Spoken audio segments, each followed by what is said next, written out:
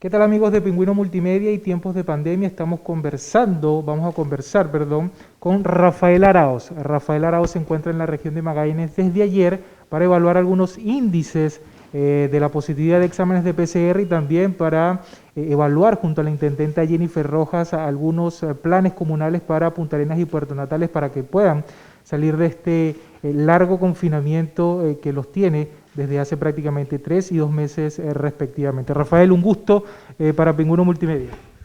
Muchas gracias por la entrevista, feliz de estar acá. Rafael, tenemos unos índices epidemiológicos bastante preocupantes en la región de Magallanes, sobre todo en Punta Arenas y Puerto Natales. Pero la pregunta que se hace todo el mundo, ¿por qué Punta Arenas y Puerto Natales aún no pueden salir de la cuarentena?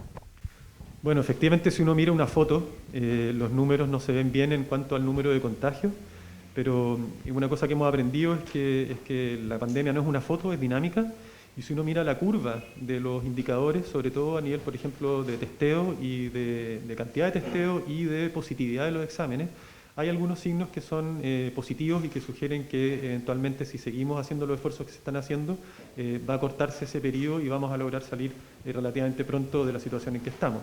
¿Por qué ha sido tan difícil acá? Es una materia de investigación, no lo sabemos, pero tenemos algunas hipótesis.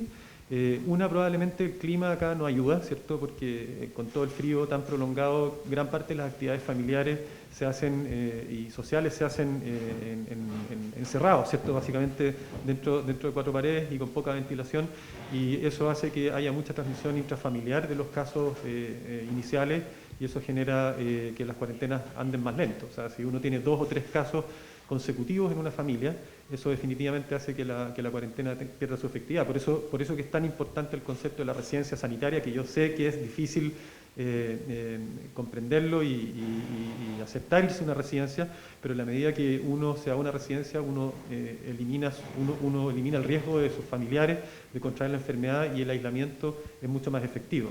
Entonces, un poco tratando de ver lo que ha pasado acá, creemos que si bien se está haciendo un tremendo esfuerzo a nivel de la red asistencial, el equipo médico que ha manejado la pandemia es un equipo muy experto y lo ha hecho muy bien, también se ha hecho muy bien la capacidad de testeo, se ha aumentado notablemente, y si uno se compara, por ejemplo, con estándares de la Organización Mundial de la Salud, Punta Arenas y Natales están muy sobre lo que se requiere como mínimo. Ahora, si vemos cuántos exámenes estamos haciendo con respecto a los casos que tenemos, no estamos tan bien. O sea, de nuevo, la comparación con uno mismo, en este caso, nos hace ver que si bien tenemos un número absoluto de exámenes adecuados, debiéramos estar haciendo más para el número de casos que tenemos. Entonces, en base a eso, la primera medida que vamos a tratar de impulsar es optimizar lo que ya se está haciendo y tratar de adherir o agregar nuevas técnicas, de estrategias de testeo, como por ejemplo el testeo por antígeno, cosa de tratar de rápidamente aumentar la capacidad de testeo y sobre todo aumentar la capacidad de testeo en zonas donde es difícil acceder. O sea, pedirle a alguien que vive en una localidad lejana que se haga una PCR y que esté aislado rápidamente es muy difícil. Por lo tanto, el test de antígeno permite que ese problema se solucione porque es muy fácil de realizar. O sea, no se necesita un laboratorio sofisticado para poder hacerlo. Por lo tanto, eso es algo que vamos a empujar. Lo mismo, tratar de empezar a hacer muestras agrupadas que se llaman pool testing, que eso también permite, con la misma plata que uno está gastando en los exámenes que ya tenemos, estudiar a más gente. Estamos en el límite de la positividad como para poder pensar que ya se puede empezar a hacer, sobre todo en la búsqueda activa de casos. Y eso yo creo que nos va a permitir aumentar en forma notable la capacidad de testeo, debiéramos aumentarla un 60, un 70%. ¿Con qué objetivo? No con el objetivo de bajar artificialmente la positividad, sino que con el objetivo de encontrar a toda la gente que está circulando sin síntomas y que está transmitiendo la enfermedad, y hay un efecto natural de hacer el diagnóstico que uno se ve con la obligación moral de aislarse. Entonces es más fácil para alguien que sabe que tiene la enfermedad cumplir una cuarentena, cumplir un aislamiento, que alguien que no lo sabe. Entonces el esfuerzo en el fondo se recompensa con la capacidad de aislar a todos los casos que no saben que están enfermos y que están transmitiendo la enfermedad. Eso con respecto a testeo. Y también debemos mejorar la trazabilidad porque somos la tercera región con menor trazabilidad. Tenemos un 2.2 de razón por contacto. De cada una persona, solo 2 contactos estrechos se están consiguiendo, y en algunas ocasiones el mismo Seremi de Salud de Magallanes, su rogante Eduardo Castillo, ha dicho que tenemos hasta 20 contactos estrechos, y algunas personas dicen o declaran, 5 de cada 10 declaran no haber tenido contactos estrechos. ¿Cómo podríamos mejorar esa trazabilidad? Bueno, ahí lo que estamos haciendo es tratar de invertir el flujo habitual, ¿cierto? Uno piensa de nivel central cuáles son los problemas en el nivel local y uno va e implementa estrategias. Lo que queremos hacer es aquí darlo vuelta, en el fondo, a través de las cuadrillas sanitarias y la gente que hace estudios etnográficos, tratar de ver por qué la gente no está reportando sus contactos. No lo hacen porque no quieran, sino que, ¿cierto?, hay alguna razón de base. Porque tienen miedo de perder un trabajo, porque tienen miedo de no poder ir. Entonces, en la medida que conozcamos realmente cuáles son esas razones, vamos a poder ofrecer soluciones que realmente tengan un impacto en la gente y que de esa manera tener la expectativa de que la gente pueda efectivamente declarar con tranquilidad sus contactos, entendiendo que uno no está perjudicando al otro, sino que estamos saliendo más rápido de la cuarentena y eso nos va a permitir tener, por ejemplo, un verano abierto para poder recibir turistas. Entonces, yo creo que es clave que esto se trabaje en conjunto, no solamente culpable la persona que no declara contacto, sino por algo no lo está haciendo. Y eso es lo que necesitamos entender, tanto en Natales como en Punta Arenas, cosa de poder diseñar los apoyos que esas personas necesitan para poder efectivamente declarar sus contactos. Entonces, yo quiero decir que la trazabilidad no está... es injusto, me parece, para la Sereni decir que están haciendo una mala trazabilidad, porque en el fondo hay muchos indicadores de la trazabilidad que están bien. El problema es que mientras no seamos capaces de encontrar a los contactos, no podemos mejorar la trazabilidad. Entonces es clave entender cuáles son esas limitaciones para poder aumentar el número de contactos por caso y de esa manera ser capaces de encontrar los casos nuevos dentro de los contactos que ya están en seguimiento. Si eso pasa, el brote se controla rápidamente. Y en esa misma línea, perdón, hay un indicador que también, que no es tan mal, pero podría mejorarlo rápidamente. Cerca de un 50 o un 55% de las personas en Punta Arenas consultan al doctor con menos de 48 horas de síntomas. Eso era ser 100%. O sea, si sabemos que estamos en época de COVID, donde el virus que circula es COVID, y yo tengo fiebre, me siento mal, muelen los músculos, no espere dos días para ver si se le pasa, no se le va a pasar, es COVID. O sea, hay que ir el mismo día.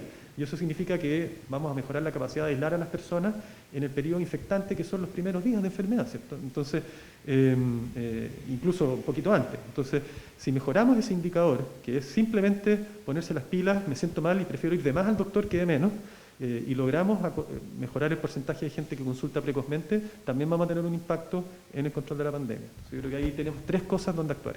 Ahora usted habló de algo bastante importante, que es el turismo. Ayer se reaperturó el Parque Nacional Torres del Paine.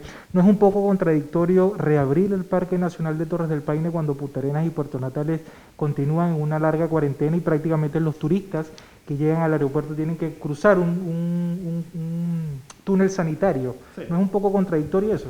O sea, la contradicción no va en haberlo abierto, pienso yo, porque en el fondo como comuna y localidad puede hacerlo bajo el concepto del paso a paso. Lo que sí hay que coordinar muy bien es cómo se va a eso integrar en lo que es el funcionamiento y la mecánica y la articulación regional, ¿cierto? Que la gente que trabaja en Natales, cómo lo va a hacer para ir a trabajar a Torres del Paine, etcétera. Entonces yo creo que eso es lo que hay que coordinar. Pero también era difícil mantener la comuna cerrada si bien no tenían casos. Entonces, esa es la razón. Entonces, uno de los objetivos de venir para acá efectivamente es entender esas dinámicas y poder articular mejor y que tenga sentido la apertura del parque. La pasada de gente por como este túnel sanitario es algo que se permite. Dentro de 24 horas uno puede llegar al destino que uno requiere en la medida que cumpla con todos los requisitos. Ahora usted también se encuentra aquí para elaborar un plan comunal para Punta Arenas y Puerto Natales. ¿En qué se basa ese plan para estas dos comunas? Ese plan se basa en que nosotros tenemos un set de indicadores que nos muestran, ¿cierto?, la realidad de una localidad específica y esos indicadores nos permiten hacer diagnósticos de cuáles son los puntos que dependen de la gestión central y cuáles son los puntos que dependen de la gestión local. Entonces nosotros un poco lo que hacemos es miramos todos esos indicadores, hacemos un análisis, se lo pasamos al Sereni, el Sereni lo revisa con las propuestas que nosotros hacemos, nos devuelven el papel con lo que ellos opinan de la propuesta y se llega a un plan de consenso que tiene el objetivo, ¿cierto?, de tomar lo que está pasando acá y la experiencia acá, porque no necesariamente el traje que diseñemos le va a calzar a todo Chile. Entonces tenemos que tratar dentro de lo posible, porque la factibilidad de hacer 360 planes, no necesariamente que son las 360 comunas, no necesariamente es algo posible, pero sí en focalizarnos en aquellas comunas que están con situaciones complejas y tratar de ver si esta mirada más local, que venga desde las necesidades de cada lugar, nos permite diseñar mejores planes. ¿Y cuáles son esos 5 indicadores o algunos indicadores que ustedes toman para estas dos comunas? Bueno, indicadores muy generales, que son los epidemiológicos que ya discutimos, y también indicadores de gestión de laboratorio son claves, y ahí está la positividad, que es muy conocido, la cantidad de test por caso, que también es muy conocido, y un indicador muy importante, que es el número de test que estamos haciendo por la incidencia de la enfermedad. O sea, yo, por ejemplo, si Punta Arenas está haciendo, estoy inventando un número, 5.000 test a la semana, y eso es muy bueno, y lo tiene en la cabeza de Chile en la cantidad de testeos, pero resulta que tienen 3.000 casos, no están mal, necesitan hacer 15.000. Entonces, nosotros tenemos ese testeo que nos permita ajustar el número de test por la cantidad de casos. Y ahí lo que yo les decía, o sea, si uno mira así a la rápida, el testeo en Punta Arenas está muy bien, hacen harto test. Pero si lo comparamos con la cantidad de casos que tienen, estamos cortos. Entonces, ese es un ejemplo de cómo aplicamos un indicador localmente, que nos va a decir que, por ejemplo, otra localidad en Coquimbo, donde tienen menos casos, quizás están haciendo menos test, pero están mejor parados porque no necesitan hacer tanto test. Entonces, nos permite un poco mover la necesidad de test según lo que realmente está pasando en cada localidad, y de esa manera es como un indicador más inteligente. Entonces, eso es una de las cosas que nosotros vimos acá, que si bien a nivel global los números son buenos en la cantidad de test, no es suficiente para la cantidad de casos que tienen. Entonces, ahí hay un ejemplo de cómo estamos aplicando indicadores que los usamos para todas las regiones en forma puntual acá. Los indicadores de trazabilidad son importantes, que son fundamentalmente la capacidad de llegar a los casos y a los contactos en poco tiempo, ¿cierto? Asegurarnos que están en aislamiento. Esos números, la verdad, están bastante bien acá, ¿ya? Tanto en Natales como en Punta Arenas. Y otro indicador muy importante es el indicador de cómo se comporta toda la estrategia de seguimiento, que es la cantidad de casos nuevos que vienen de contactos en seguimiento. Si esa cantidad de casos nuevos que vienen en contacto en seguimiento es alta, es el 100%, tenemos controlado el brote. Entonces, cada persona que se enferma sé de dónde vino. Pero eso acá está mal, están en 30-35%. Entonces, ¿cómo se mejora ese contacto? Teniendo más contactos primero. Porque si la gente no declara sus contactos, yo no tengo cómo saber si la persona que se enfermó era un contacto de alguien. No puedo hacer la trazabilidad para atrás, es muy, muy, muy difícil. Entonces, en la medida que nosotros declaremos contacto, ¿cierto? Nosotros vamos a empezar a observar que la gente que se enferma son los contactos que ya conocíamos. Y eso nos permite también actuar más rápido y ser más oportuno. Y entonces, por eso que parto diciendo que esas son las dos medidas que hay que reforzar, porque son las dos medidas que acá particularmente parecen más débiles y que son mejorables también. O sea, hay indicadores que uno no puede mejorar. Por ejemplo, no sé, si tuviera limitación en la cantidad de exámenes, no vale la pena intentarlo porque no podemos hacer más exámenes. Entonces ahí habría que buscar otra alternativa, pero sí podemos mejorar la capacidad de testeo. Entonces esos son dos ejemplos de cómo se está tratando de hacer el traje a la medida, de alguna manera. Ahora usted también era el jefe del Departamento de Epidemiología del Ministerio de Salud.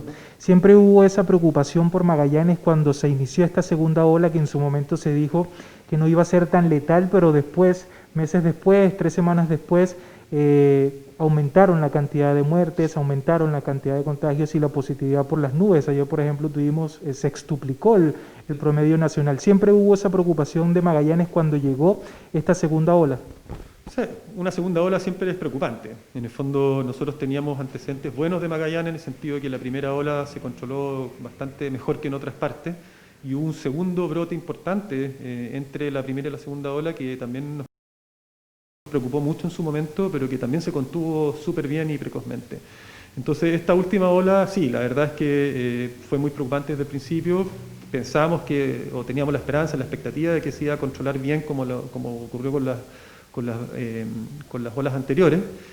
Sin embargo, por motivos que estamos tratando de entender, como hablábamos al principio de la entrevista, eso no ocurrió y probablemente tiene mucho que ver con la capacidad de identificar contactos y trazar bien a esos contactos que no conocíamos. En la medida que tenemos una epidemia que circula en la comunidad y casos que no sabemos de dónde vienen, es muy difícil hacer la trazabilidad y esos son los casos que vemos. O sea, por cada caso que vemos, ¿cierto? Hay 2 o 3 al menos que no vemos, eso pasa en todo el mundo, ¿cierto? Sabemos que hay más casos asintomáticos que los casos sintomáticos, y esos casos asintomáticos están más lejos aún de ser trazados si no tenemos los contactos. Entonces se genera ahí una cadena de cuellos de botella que hacen muy difícil la trazabilidad y que cada una de esas personas se va a su casa sabiendo o no que está enfermo y perpetúa la pandemia en las casas. Y eso hace que la respuesta a la pandemia sea tan lenta. Si uno mira lo que pasó en Santiago, que fue más corta, la cuarentena también fue muy extendida, y eso es porque la gente al aislarse en sus casas inevitablemente tiene algo de contacto con las personas y ocurren casos secundarios porque se infecta el hijo, se infecta la pareja, se infecta la mamá, etc. Eso es lo que tiene, y ahí llegamos quizás a un último set de indicadores, que son los indicadores que hablan de la ocupación de residencias sanitarias, que en Punta Arenas es adecuado, pero en Natales todavía se puede aumentar mucho más la ocupación, en que si bien nosotros estamos conscientes que es difícil irse de la casa, ¿cierto?, y hospitalizarse, entre comillas, o tener una estadía de 11 días o de 8 días, lo que sea, en una residencia sanitaria, es clave también para el control de la pandemia porque uno saca el foco infectante del domicilio o del trabajo, etc. Entonces, ese es otro punto que no llegamos a tocar en profundidad, pero que probablemente va a ser parte de lo que vayamos mirando durante esta semana y cómo podemos mejorar el índice de ocupación de camas de residencias sanitarias, sobre todo en Natales. Ahora, también se está elaborando un mapa donde, por ejemplo, el centro de Punta Arenas, la Plaza Benjamín Muñoz Gamero de Punta Arenas y el Cerro de la Cruz son las zonas donde mayor se desplazan las personas que viven en lugares donde hay más contagios. Claro. Pero ¿cómo incentivar a la población que circula por esta zona, que podrían estar contagiados asintomáticos y no lo saben, pero no se quieren hacer el examen de PCR porque tienen miedo de perder el trabajo, claro, de quedarse en sus casas? ¿Cómo incentivar a la población para que se realice el examen de PCR y darles a entender que de esa manera es la única que podemos cortar la transmisión del virus y poder salir de la cuarentena? Bueno, es una tremenda pregunta y yo creo que ahí está todos los esfuerzos que queramos poner, porque en el fondo tenemos las herramientas, o sea, los indicadores, que es complejo tener indicadores, eso ha sido un trabajo súper grande, y tener, por ejemplo, estos mapas de movilidad ha requerido el esfuerzo de institutos de investigación, de los datos del gobierno, de los datos de una empresa de teléfono, todo eso se junta y se permite observar esta movilidad de la gente que tiene más posibilidad de estar infectada. Es un tremendo trabajo, pero eso no nos va a llevar a nada si la gente no se testea efectivamente. Entonces, por eso yo creo que es clave el levantamiento de datos que se llaman cualitativos, que estamos tratando de hacer a la vez, ahora, las cuadrillas sanitarias, para poder entender cuáles son las razones por las cuales la gente no refiere sus contactos y no se quiere hacer el testeo. Si es porque lo van a despedir en la empresa, bueno, no puede ser. Tenemos que ir a entender por qué la empresa lo va a despedir y tratar de ayudarlos y darles las certezas para que eso no ocurra. Entonces, yo creo que acá tenemos que entender que la única forma de salir de la pandemia es un esfuerzo conjunto de todos. Y no es un cliché, es verdad. En la medida que nosotros tenemos excelentes mediciones y excelentes indicadores y sabemos todo lo que está pasando, vamos a tener una pandemia gigante y la vamos a poder describir muy bien, pero vamos a tener muchos casos. Entonces, no nos sirve de nada el número si eso no nos lleva a una acción. Entonces, la etapa que estamos ahora, que es una etapa en que ya tenemos construidos todos los indicadores y podemos entender cómo se mueve el virus, la etapa siguiente es por qué algunos lugares funciona muy bien una cuarentena y por qué en otros no. Y más que ir a una acción punitiva, de ir a castigar a la persona que no lo hizo, es tratar de entender por qué no lo hizo. Yo creo que todo el mundo quiere mejorarse, todo el mundo quiere que su familia esté bien, por lo tanto, para no tener las conductas que uno esperaría, tienen que haber razones que son muy potentes y que tenemos que entenderlas para poder mejorarlas. Eso lamentablemente no es algo de un día para otro. Ahora, el gobierno también presentó el plan de vacunación. Son tres pilares fundamentales y hay uno que se llama el plan de emergencia, que podría ser para aquellas regiones que el año que viene, podría ser el primer trimestre o el primer semestre, estén tan complicadas como están en Magallanes. De continuar así, Magallanes podría ser una de las primeras regiones en recibir la inoculación y dosis de vacunas contra el COVID-19. Sí, bueno, yo no participo en el grupo que toma la decisión de vacunación, así que no puedo darte el dato preciso porque no lo conozco, pero definitivamente que hay un trabajo de un grupo grande de la academia, que incluye gente del gobierno y expertos de todo ámbito, que están tratando de definir muy bien cuáles son los grupos de riesgo y cuál va a ser la dinámica para la distribución de las vacunas. Esperemos que tanto las vacunas de los laboratorios que se han anunciado, con las cuales Chile tiene convenios establecidos, se aprueben rápido, tanto a nivel internacional como a nivel nacional, para su uso de emergencia, y podamos estar vacunando pronto, ojalá el primer trimestre. Rafael Arauz, profesional del Ministerio de Salud, jefe del Departamento de Epidemiología del Ministerio de Salud, así que un placer haber conversado con Rafael. Oh, un placer y gracias por acogerme acá en una ciudad tan bonita, un poco helada, sí, pero muy contento de estar acá. Muy bien, yo soy Jesús Nieves, esto es Pingüino Multimedia y Tiempos de Pandemia.